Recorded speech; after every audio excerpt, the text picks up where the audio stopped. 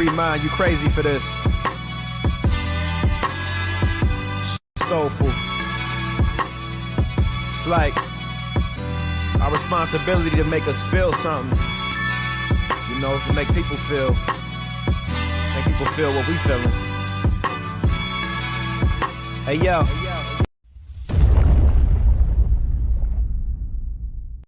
Reggie here, and I want to welcome you to another one of my live streams. This live stream that you are watching right now is the Ready, Set, Go preview show. This is a show that we do every single week on Sunday night in order to get the week started off on the right foot. And I do believe that this is our 180th or some odd show. I think that is correct.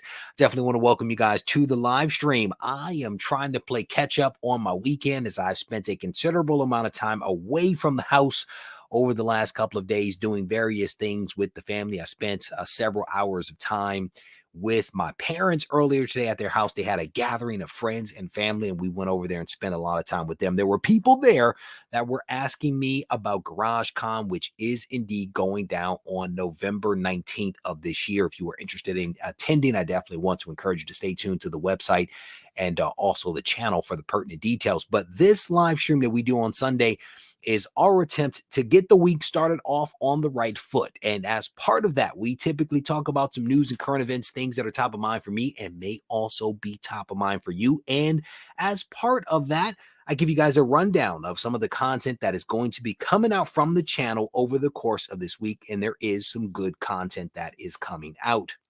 One cool thing that I've been doing as of late is a lot of reels on the Instagram machine. So if you are on Instagram, I definitely want to encourage you to check that out. I've been trying to, with Chris Bigger's assistance, dropping all kinds of short clips of news and events over the course of whatever period of time Chris sends me this stuff. So shout out to Chris for keeping me in the know with some events. So you all may have noticed that the wall behind me has changed. I did an Instagram reel of this yesterday to try to give folks a preview of the new wall. And oh my goodness, well done, sir. So let me give you guys a rundown of the wall back there. Yes, I think the theme of the wall is relatively easy to sort out. The theme is cosmic. Cosmic is the theme of the wall back there. Everything back there is pretty much cosmic related. So on the top row, we have Silver Surfer number 3, 4.5. Next to that, Silver Surfer number 44, volume 3 and 9.4. There's Silver Surfer number 1, also volume 3, 9.6. Directly over my bald, glistening head is Silver Surfer Black, issue number 1 and 9.8. Next to that, Thor 165, 6.5.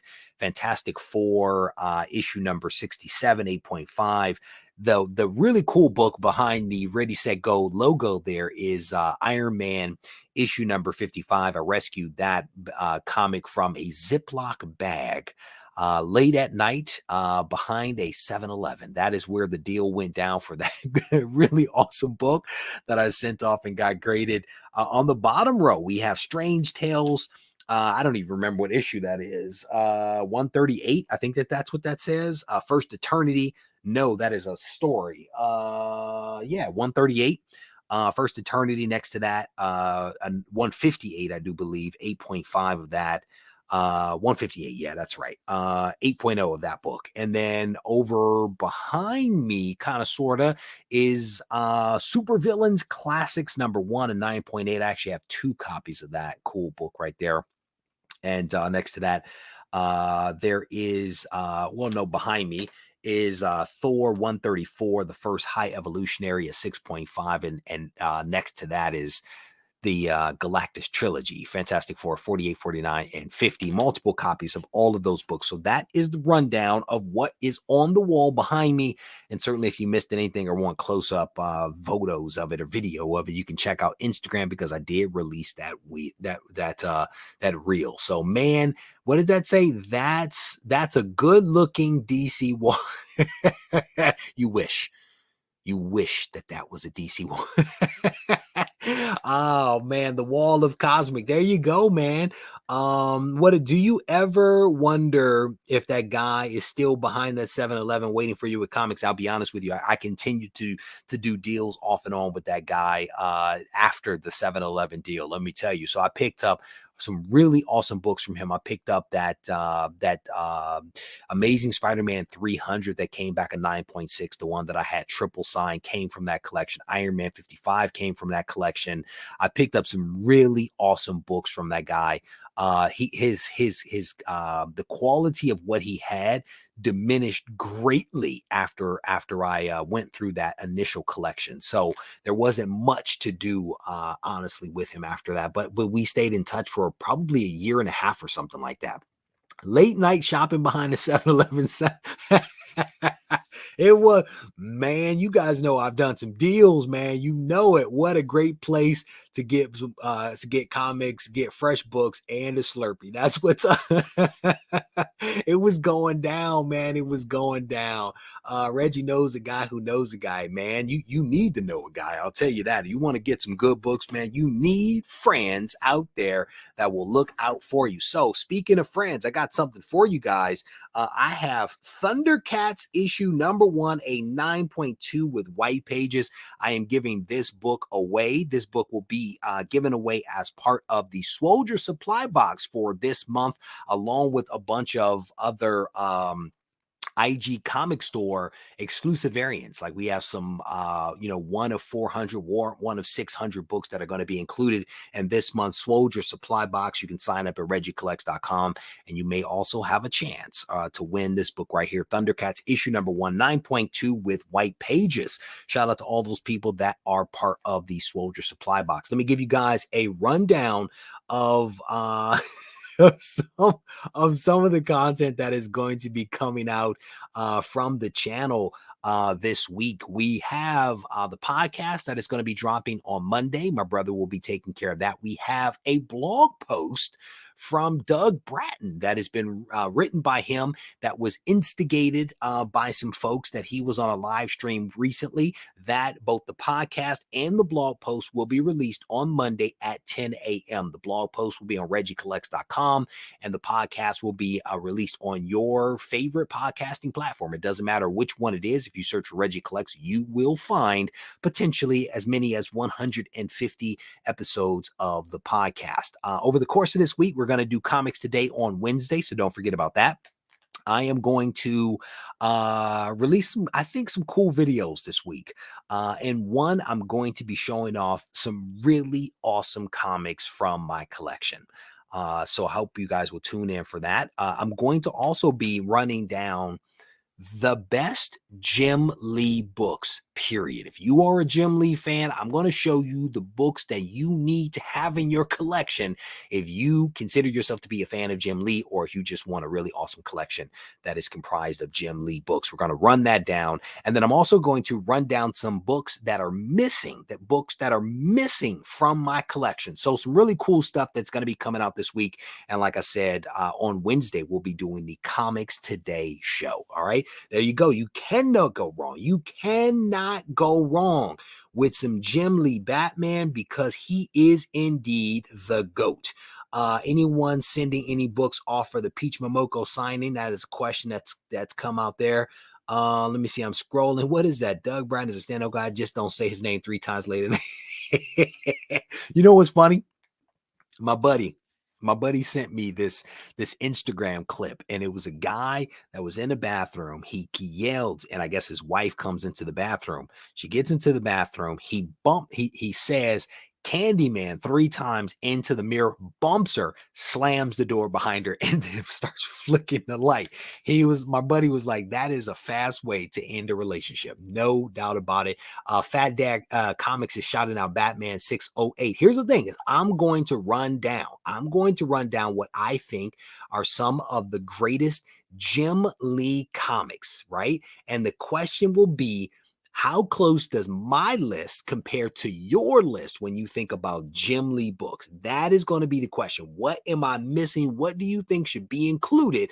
That will be the poll, if you will. That will be the poll right there to see what people think about that. I'm kind of reading the comments here. Oh, Doug's giving a shout out for what's going on next Saturday. Delia Delia and Doug Bratton will be signing comics next Saturday at Dewey's Comic City, noon to 3 in New Jersey. I definitely encourage you guys to swing by and check them out. Pick up some books from Dewey, pick up some books from Doug and Delia, get them signed and all that good stuff. Chris Bigger says, I bet there will be some DC goodness on that list. I will not confirm nor deny this statement here. What is that? Jim Lee should be tagged for that video. Jim Lee does not. Jim Lee hurts my heart every time I try to tag him. He hurts my heart because he never responds. It hurts me. It wounds me. It wounds me deeply. Scrolling through Doug, I was going to drive to Dewey's next week. Then I realized I'll be in Georgia for work. He shed a single tear. It must be true. He said he shed a single tear. L Green Machine. That is a name that I have not seen that before. L Green Machine, welcome to the live stream, my friend. All right, Doug, I hope your brother shows up. I hope your brother shows up for your signing at Dewey's in New Jersey next week.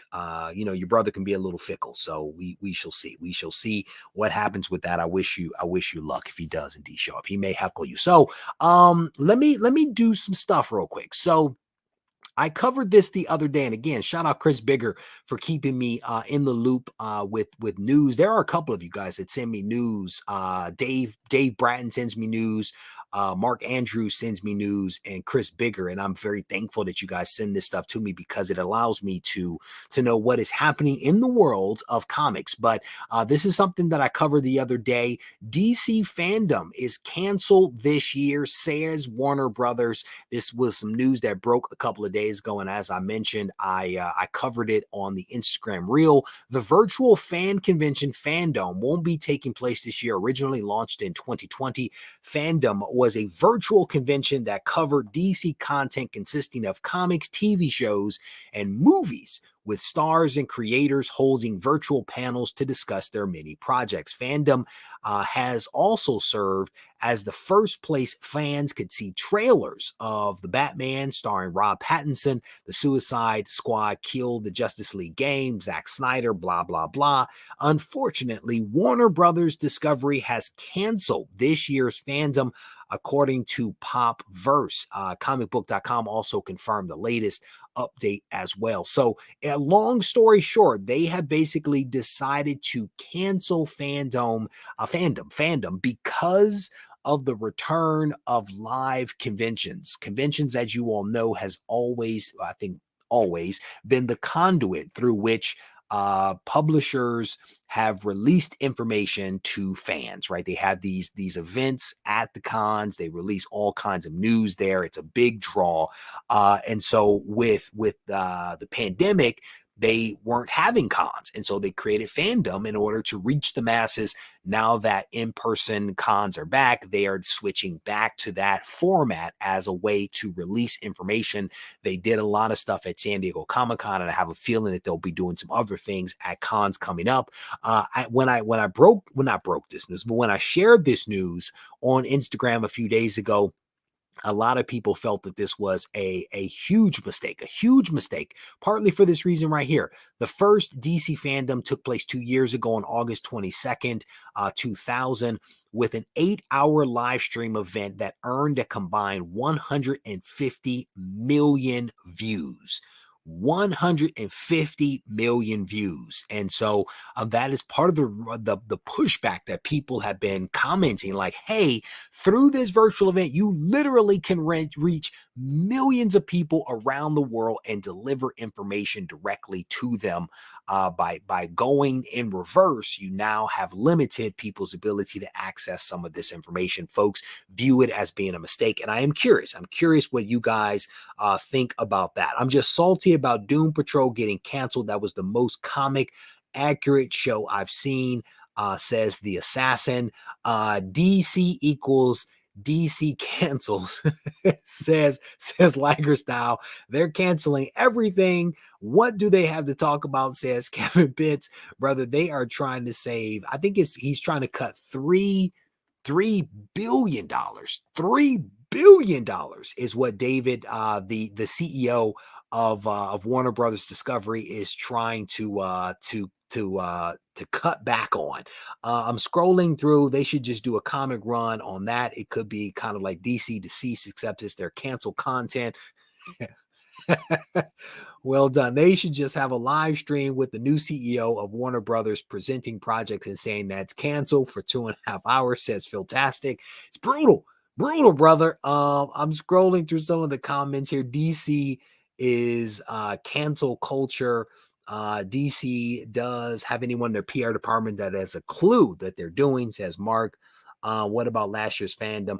I didn't see any statistics on that. I didn't see any statistics on that one, to be honest with you, and the various things that I was able to find, but you all may be able to search a little bit better than I and come up with some statistics as to what the view count was. But this one was definitely from 2000, 8 hours, 150 million views. So for those folks that are coming in a little late, DC Fandom has been canceled this year by Warner Brothers Discovery. They have canceled it because of the return of live cons. And so they feel that there is no need for fandom anymore as a result of these live things being back. I had not heard that either, to be honest with you. That was news to me.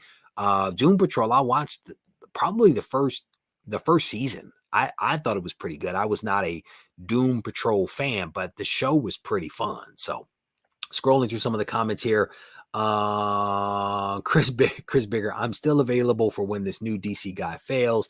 Just saying, that's what's up. All right, so that was one thing that I wanted to kind of cover off on. Another thing that I wanted to hip you guys to, and this again is something that I covered the other day, but I know that not everyone is on the Instagram machine, so I thought that this was pretty good news because I honestly was in the dark on this one. The Blade movie is apparently going to start filming on October 5th of this year in Atlanta. That is what the information that is out there publicly is basically saying. Blade won't hit theaters until late next year.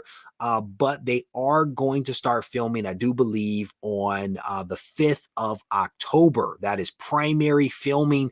There was some data released from this website right here, kftv.com.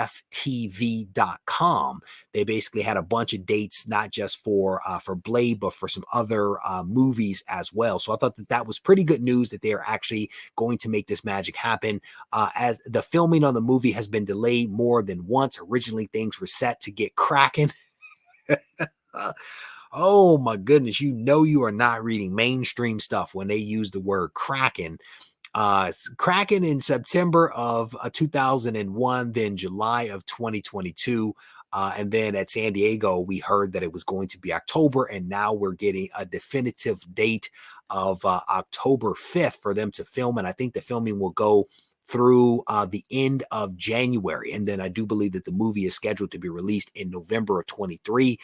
So again, some cool stuff. I know a lot of folks were hoping that Wesley Snipes was actually going to be in the Blade, but that does not appear like that's actually going to happen. Blade should have gotten the Netflix show treatment. Luke Cage it up. Scrolling through, what is that? They should wait until after Halloween to film Blade so they can get the costumes for the vampires at half price. It's not every day that you get to use the word Kraken. It's not every day. It's yeah, Luke Cage after not retained. That's unfortunate. If that is indeed true, that is unfortunate because he made a perfect Luke Cage, no doubt about it. So a lot of people are also very upset that Luke Cage, who is having his 50th anniversary, doesn't even get a comic or a one shot. He got a cover from was it Alex Ross or J. Scott Campbell? One of them did a cover that is going to go on a Daredevil book. That was how they decided to pay tribute to Luke Cage. A couple of people kind of upset about that one. So man, I don't know if Wesley would do it.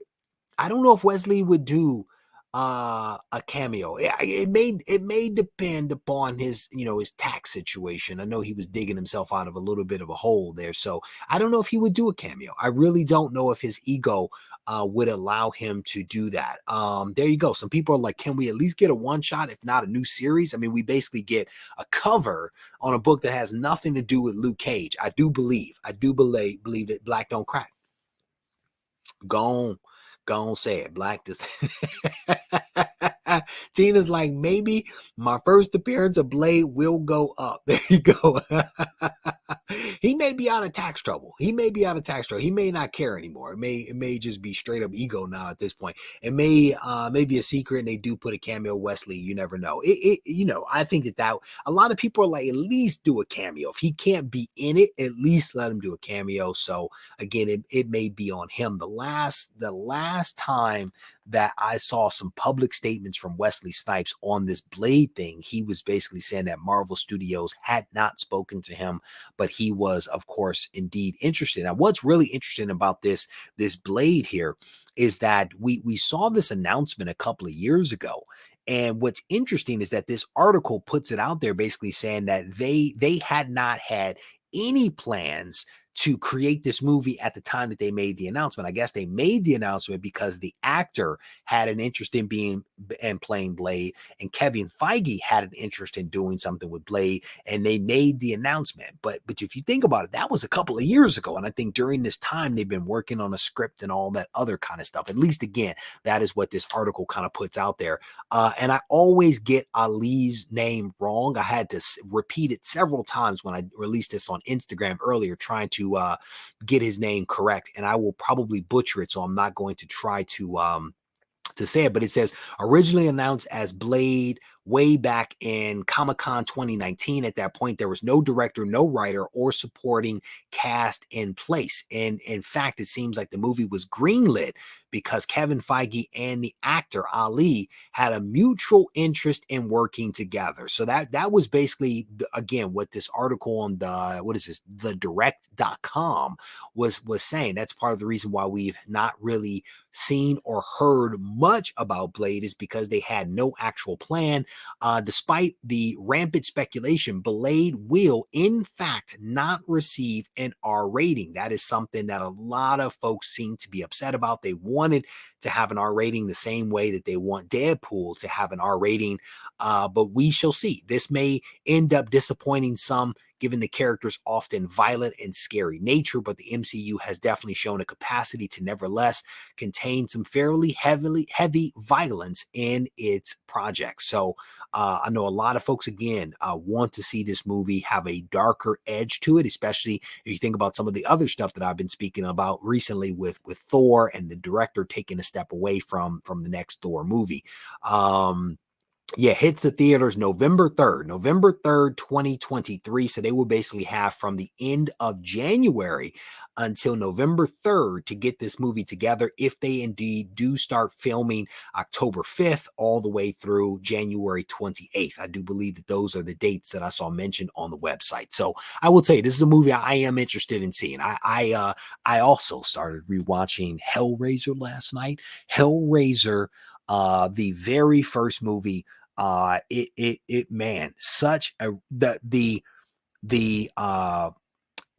movies have gotten so much better from back in the day.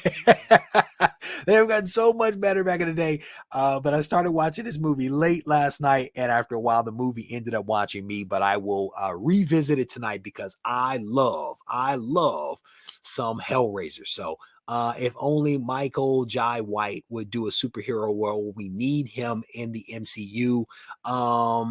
What is that? The old Blade TV show was good, in my opinion, says Chris Bigger. Let me see. Man, that'd be dope. That'd be dope. I'm going to have my people talk to Reggie's people. How can your people help me? I think a lot of your people are my people and vice versa. So we need our people to talk to some other people that could get Reggie in the MCU. Liger Styles over here breaking news. He's saying Denzel just signed on for something with the MCU. Man, I think, again, The MCU is making some magic happen over here, man. They are making magic happen. It would not surprise me if people start signing up. I have a hard time with Denzel. I don't know. I have a hard time with Denzel. He is such a serious actor. What is it? Hellraiser 1 and 2 were dope, but they fell off after that. I don't know that I would disagree with you, brother. I don't know that I would disagree with you. I will tell you, there was a lot of Hellraiser stuff that was not very good. Not very good. First of all, you need to change that. You, sir, need to get on it. Okay, get on it, brother. You have to check it out. Hellraiser, man, it is no doubt it, man, one of my favorite movies. One of my favorite movies. I will tell you that. And Denzel is indeed. All right, he is. He is. There is no doubt about that, man. Talk about shedding a single tear. No doubt about it. All right, so let me get to something. I want to do something a little different here, and I honestly do not know if it's going to work. But we are going to try it nevertheless. I want to do a survey. I have not.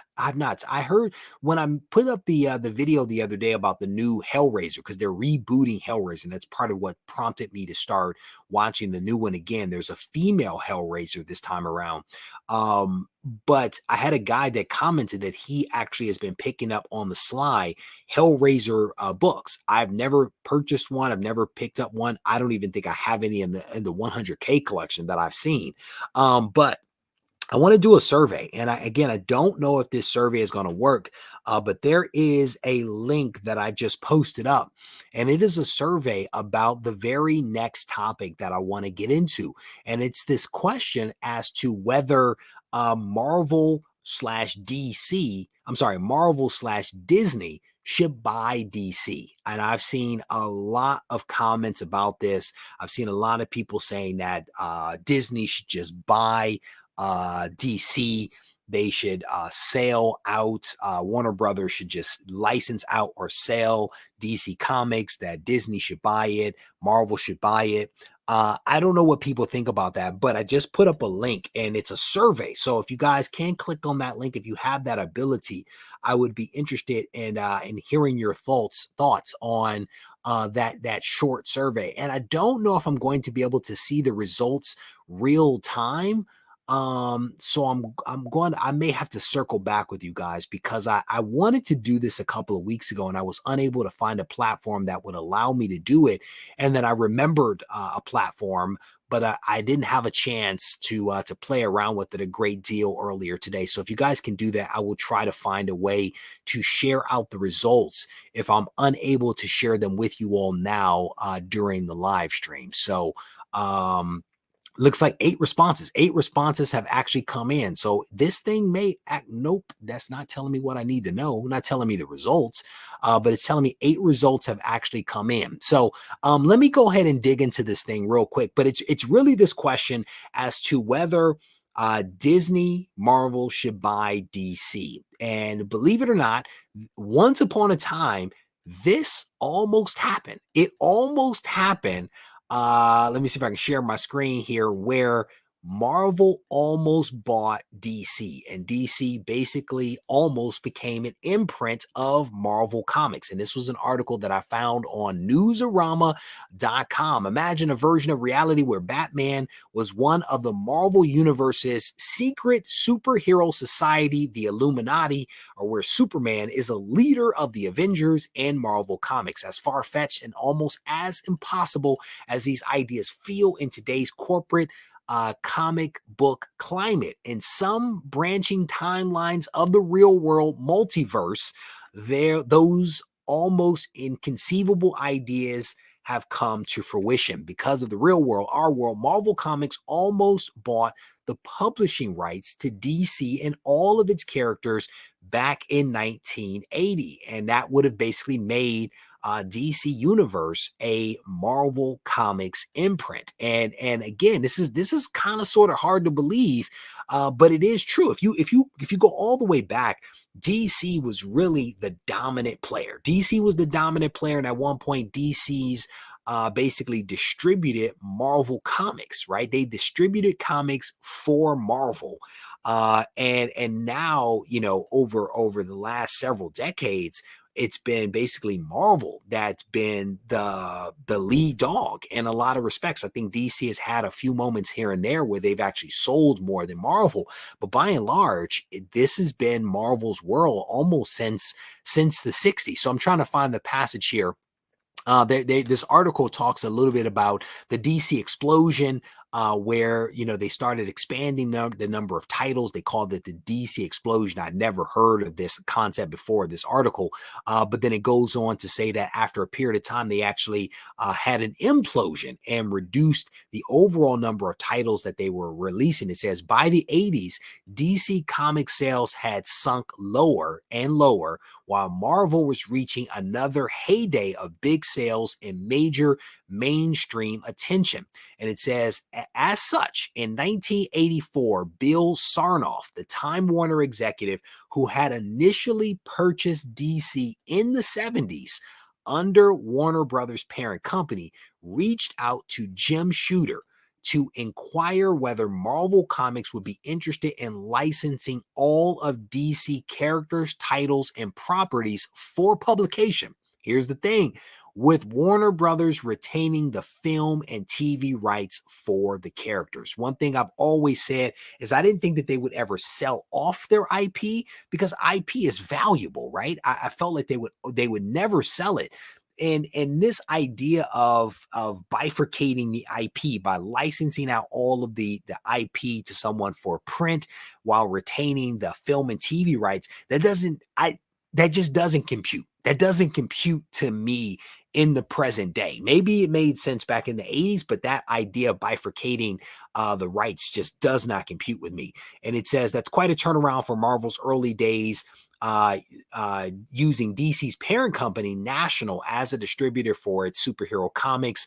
This was an agreement, you guys know this goes back to where Marvel was forced to only publish 6 comics. And that's part of the reason why they actually started having multiple characters appear in the same comic, 2 completely different stories, because they were limited to 6 comics, 6 titles that they could release in a given month. But this conversation between Shooter and what is that? I told him I thought Marvel would be interested. This is Shooter, and it said he would discuss it with Marvel's president, Jim Galton. I think that's how you say his name.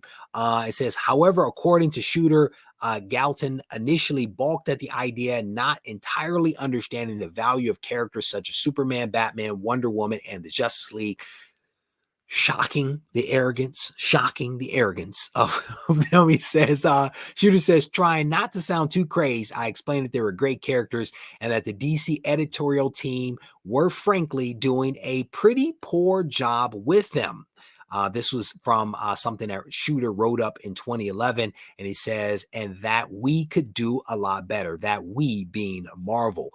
And they actually seriously started to have some real conversations with Shooter's urging. It went so far that Shooter actually developed an editorial calendar. It says, I decided that we would launch with 7 titles and build from there. If all went well, the titles were Superman, Batman, Wonder Woman, Green Lantern, Teen Titans, Justice League, and the Legion of Superheroes.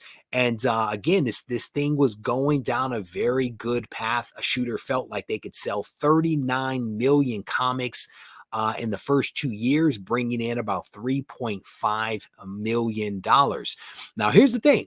This was going to happen. This was potentially going to happen until people started having questions around antitrust. So if you have the largest 2 publishers come together, that in some respects could be a monopoly. And it says one publisher, First Comics, I actually have a lot of First Comics in the collection, went so far as to file an antitrust lawsuit against the Marvel DC deal with the United States federal government, alleging that the merger of the 2 companies would constitute a monopoly in the comic publishing industry. The courts eventually agreed, and the deal was quashed. There you go. So it almost happened. It almost went down. And what's interesting is that shortly after this was quashed by the courts, that is when we got Crisis on Infinite Earths. That is where DC may have turned things around, at least for the short term. So I just thought this was a really interesting article because I've heard a lot of people talking about what Disney should do, what Warner Brothers should do. And then a very timely article popped up as I was doing a little bit of research. So that is the reason why I posted that survey up a short while ago. So I'm definitely curious what people's thoughts are as to why, if they think that this would be a good thing or a bad thing. If you haven't done the survey, there it is again. We need Avengers Justice League 2 series, says Liger Style. What's interesting is that the article actually went on to talk about some of those crossover events that the two did back in the day. And I think maybe they started doing a lot of those crossover events because the two editorial teams started having all these conversations. And that might have been why we got so many different crossover events over a period of time. And as time has gone on, I don't know that we've seen as many of those crossover events as we used to see. And I think to Liger Styles' comment here, that is something that maybe people would like to see again. So love that DC and Marvel are each great, but very different. They need to stay separate, says Matt Woods. And I kind of sort of agree with that. I like to see more amalgams. I think a Batman Ghost Rider mashup will be great. Think about a young Bruce Wayne sells his soul to Mephisto to avenge the death of his parents. Ooh, Philtastic. Ooh, Philtastic is over here writing, he's writing synopses. Well done, brother. Well done. It would be interesting to see the two companies partner up to release publications again. But like Matt Woods, I personally feel that having the two come together will not be a good thing for the industry or for us as readers and collectors. I just don't think that it would be a good thing. Rarely does fewer choices result in something good for the consumer, right? I think that competition is a wonderful thing. You would imagine that a lot of titles would get cut. A lot of titles would get cut, which means that a lot of creators would be out of work. You would have printers that are not getting work as a result of that. You would have comic shops that struggle as a result of their inventory now shriveling up and them not being able to turn profit because they don't have as much product to sell. Like when you think through it, it does not seem like a merger of the two would be a good thing. Now, would you potentially get some better stories out of it? Maybe you would get some better stories out of it. Again, if you look at how much ungood stuff is out there, by focusing on a few things, maybe you would get a better quality story, better quality art, better quality covers, et cetera, et cetera. But again, that might not be a good thing for the hobby overall. And that's just my general thought. What is that? The whole monopoly thing is moot now because there must be at least 15 comic publishers, if not more. I would say to you, Mark, that there's probably fewer publishers now than there were before. I think that there were a lot, especially back in the 80s, there were a lot of publishers that were putting out comics. But I don't think that a monopoly is a moot thing. I don't at all. I really don't think that would be the case, to be honest with you. I think that it's still a material fact. I think that you still have now probably better competition from like a Boom Studios or maybe an Image than maybe a First Comic or an Eclipse or some of those other publishers from the 80s. But still, when you still look at the sheer volume of books that come out from Marvel and DC, the sheer volume of revenue that is generated from the two of them, it would be a problem. I personally think that it would be a problem. So scrolling through some of the comments here, Image is making some money, right? It's been a while since I've looked at the money, but the comic book industry is about $1 billion, and I want to say roughly Marvel and DC probably still control about 70% of it. they still control about 70% of it. So even if Image is getting up there, a lot of revenue is still being sucked up by both Marvel and DC. Just when you look at the sheer numbers, and it's been a while since I've looked at Comic-Con, but again, just a lot of money being sucked up by Kevin Pitts, brother. I don't think that Marvel's paper quality could get worse than that tissue paper we saw a couple of months ago. That was atrocious. That was atrocious, brother. I will tell you about that, man. Wow. What do I think of the new She-Hulk? I'll be honest with you. I'm kind of enjoying the She-Hulk. I enjoy the She-Hulk. A lot of people, I think a lot of people kind of misconstrue one of the reels that I put up about Megan Thee Stallion. Sometimes you put up things just because you're having fun, not because you're necessarily being critical of it. But I'm enjoying the She-Hulk. I thought the first couple of episodes were a lot of fun. I like her breaking the fourth wall and talking to the audience. I think that's all fun stuff, man. I have nothing negative to say about the show, to be honest with you. A lot of people are saying a lot of negative stuff. Yeah, I enjoy. Blake, how you doing? Welcome to the live stream, brother. It is good to see you. Marvel would ruin Sandman, Swamp Thing, the Demon. What is that? The properties don't fit that fun Marvel molds. Are you? But you're. I think you have to separate the MCU from Marvel Comics because they are not necessarily one and the same. The two are not necessarily one and the same. I think the movies have a fun tilt to them, but I don't know that the comics share that exact same fun tilt. So I'm not confident that they would ruin those things. I don't even know if Sandman is still published right now. And I don't know about those other two. Are those titles even still hot right now? Are people still, I don't know. I don't read a whole lot of DC. Chris Bigger. Where's Chris Bigger? Give me something. Marvel needs that copy paper from the current Spawn, says Super Honorable Nephew. How you doing, brother? It's good to see you. It is good to see you. There you go. 63%. 63.1% of the market, DC and Marvel. There you go. That still constitutes a monopoly. But again, I think that Image is getting up there. Boom is getting up there. They're making some magic happen. But again, Marvel and DC are still putting out hundreds. I think I would have to look at the numbers. They're still putting out a lot of issues. I know at one point each one was publishing about 100 titles, and that kind of waxes and wanes and stuff like that. But you're still talking about 63%. That is still a monopoly. An argument could be made. That is indeed a monopoly. Scrolling through some of the comments here, I can think of a good number of indie publishers that I love, but just because there's some good independent publishers doesn't mean that they have the resources to compete against a Goliath. Well said, brother. Frog Brawler, well said. And again, I've said it before, this is not to take anything away from the indies, because the indies are putting out some fantastic content. AWA's Erratic Reboot, I'm waiting to read that. I'm looking forward to reading that. Boom Studios, Image, they're all putting out some really great content. But again, when you talk about just the market share that Image and DC have, it is significant. And if you roll with Image, you retain your character rights, not so with Marvel and DC. That's well said. No doubt about that. Scrolling through, Liger is saying that She-Hulk is a fun watch. Dave is saying She-Hulk is solid. There you go, Jeff. I know. I think I saw something that said you were enjoying it. It's a good show, man. Sometimes you just need to have fun. You can't go wrong.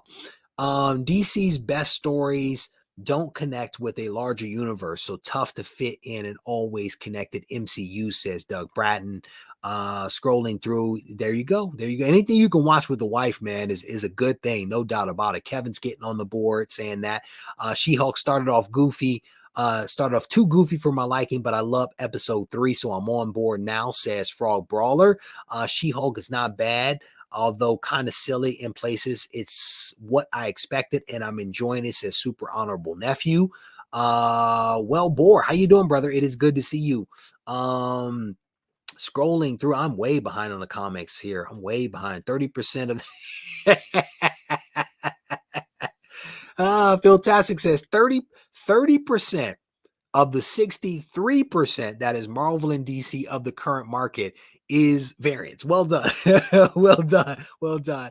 Action Figure says agreed. That's too much market share for one company. That's what's up. And I will tell you, I think it's like oh man, it's a publisher I rarely talk. Dark Horse. Dark Horse is doing really well, I do believe, with like manga and with graphic novels. I want to say Boom is doing really well with graphic novels. So is Image. Marvel and DC aren't really competing in the graphic novel space. Some of these smaller publishers have actually displaced them and are doing really well from a graphic novel standpoint. But from a floppy standpoint, from a volume standpoint, from a revenue standpoint, it is still Marvel and DC, no doubt about it. So for those folks that came in a little bit late, we spent a little bit of time talking about this idea as to whether Marvel slash DC should actually buy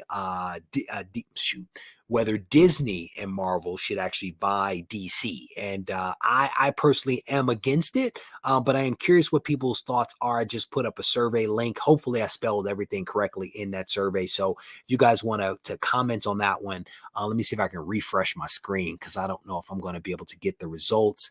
26 people have voted thus far. And I don't know, again, that I could actually, oh, is there a summary? I may actually be able to get a summary. No, that is not what I expected. Analyze the results, crunch the results. 26 results received so far. There we go. All right, so let's look at some results from this survey. Again, this is the first time that I've done this. I've wanted to do it for a long time. I thought that this would be a fun little interactive element of a live stream. So let's look at this and see if we can get some results. Should Warner Brothers, Discovery, Warner Brother, I'm missing the S, sorry, sell DC Comics? There are 8 people, or 30%, that have said yes. 12 people, or 46%, have said no. And 6 have said maybe. Those are the early results for whether Warner Brothers Discovery should sell. There's a question here. Should Disney, I'm stuck on DC. Should Disney buy or license DC Comics? What is the statistic here? 73%, or 19 people, say no. 26 or 27%, if you round up, say yes. And then I scrolled down, I threw this other one in there. Should someone other than Marvel buy DC Comics? It looks like it's pretty much a split. 53% say yes, and 46% say no. I don't know what any of this tells me. I just thought it was a fun thing to do. So there you go. That's our on that's our impromptu survey that we did. You know, I thought it would be fun. I thought it would be different. You know what I'm saying? So maybe we'll see this a little bit more. Dave is on the statistics tonight. He is on it. He says after DC and Marvel, Image is at basically 12% and Boom is at 4%. Again, those are not large percentages. I mean, they're still, again, the overall market, including graphic novels, is about $1 billion. And so again, a significant portion of that money is being absorbed by DC and by Marvel. Significant portion of that. You got to think about all the creators, all the writers, all the editors, all the creatives, all the printers that all come off of that benefit from that. So it's all very interesting stuff. So all right, cool. I think I'm all caught up on that one. All right. So one other thing that I wanted to talk about this evening is this right here. Chadwick Boseman. Chadwick has, as you all know, has passed away a while ago, but I thought that this was a pretty cool thing. I found this on Variety. Technically, I found this in my email. Chris Bigger found it on Variety. I found it in my email. Chadwick Boseman wins an Emmy Award. And so it's a cool article here. Basically says, Wakanda Forever, Chadwick spirit lives on. The Television Academy gave one last honor to the late actor's greatness by bestowing him with an Emmy Award. And it basically talks about that he received this for doing the voiceover work as T'Challa in the animated series What If from Disney and Marvel Studios. So I thought this was a pretty cool thing. It says the show aired on Disney Plus almost a year after his passing, but it basically just chronicles some other people that were involved with this project. But I thought that was a really cool thing, so I wanted to at least make mention of it during this live stream. So there you go. Huge shout out again to Chris Bigger for sending over these news articles to me. It allows me to do stuff like this, but also to drop those reels on the Instagram machine. So Gilly, how you doing? It is good to see you. Welcome to the live stream. Glad to see Chadwick won the Emmy. He was such a tremendous actor. The article actually talks about, you know, the impact that he had as T'Challa on the MCU. The Black Panther movie was one of my favorites, or technically still is one of my favorite of the MCU movies. I mean, it is incredibly well done, no doubt about it. No doubt. How much of Boom's 4.4 is something that's killing the children? No doubt about it. What is that? 4% of that 4.4 is probably something that's killing the children, says Chadwick. There you go. Man, all you really need is a good one. All you need is a couple of really good ones, and you can make some magic happen.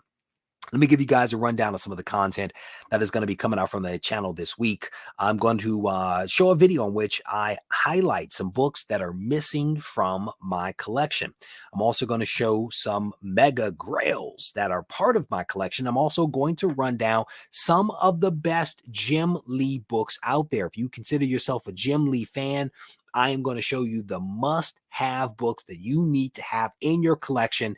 And if you disagree, I want to know which books I may have missed, which ones should be included.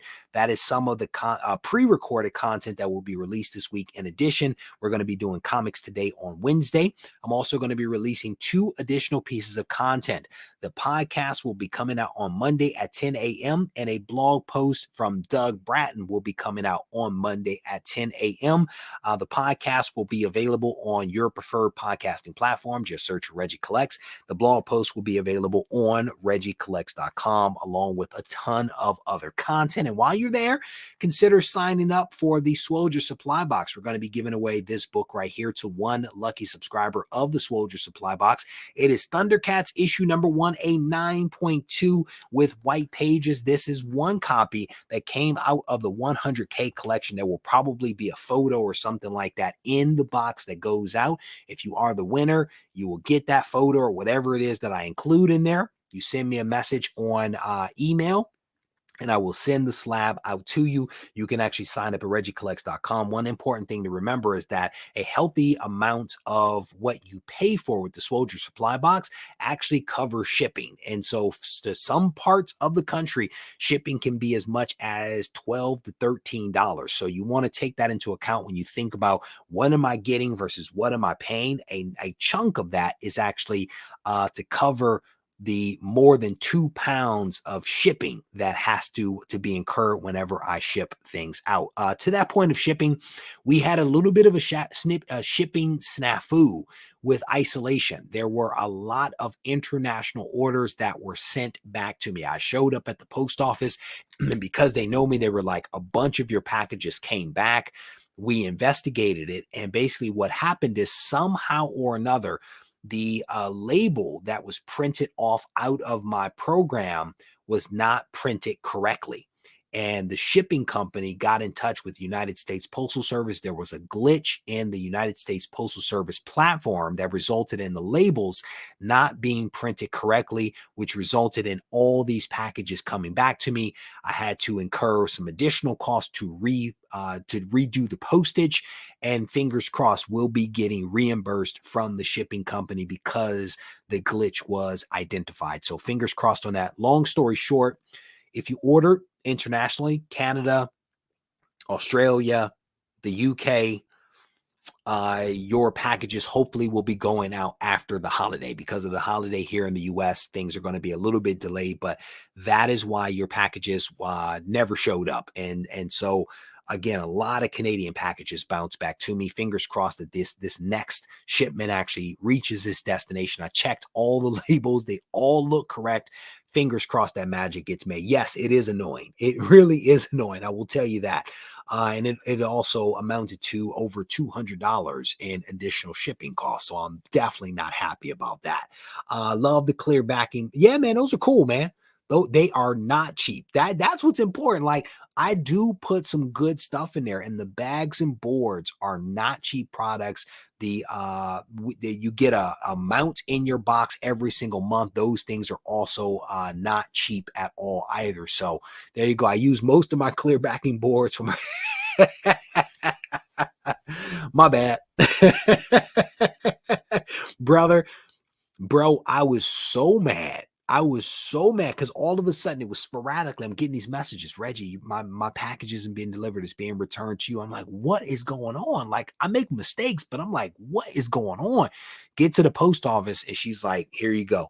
Huge stack of stuff, just all jacked up with the shipping. And I spent some time trying to straighten it out and make it right and stuff like that. And it's just, I sent a bunch of notes to people like, hey, here's what happened. My bad. Here's what's going on. So fingers crossed that we get all this stuff this right. Man, I'm gonna tell you, international fulfillment is always rough. Good, man. I was hating life. I'll be honest with you, because the one thing that I really hate is when people don't get what they pay for in a timely manner. And it's like, if I mess up, I apologize. I try to make it right as best I can. You know, sometimes it's just like me owning it. But this one I was like, what is going on? Now we know. All right. With that said, we're going to wrap this thing up.